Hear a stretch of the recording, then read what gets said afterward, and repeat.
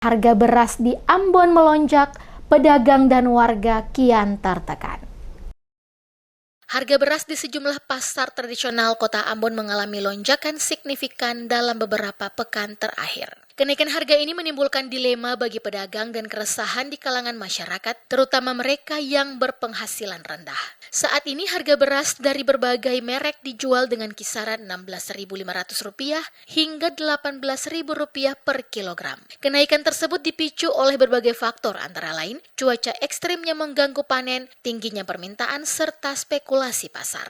Pedagang beras di Pasar Mardika Ambon, La Ikif yang ditemui Sabtu 5 Juli 2025 mengaku bahwa setiap kali pasokan beras tiba di Ambon melalui kapal, harga langsung mengalami kenaikan sekitar 10%.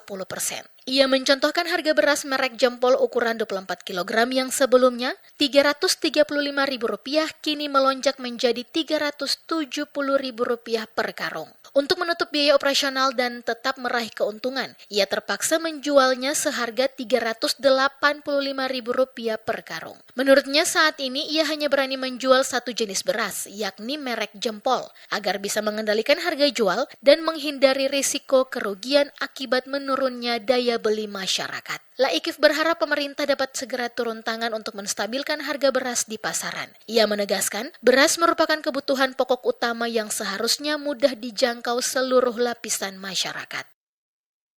Beras 10% naik. Jadi tadinya harga contoh Jempol ini, Jempol kan biasa kan 335. Sekarang sudah 336 dengan 370 modal itu dari reagen. Jadi berarti otomatis kalau harga begitu berarti katun juga sudah 385 per karung.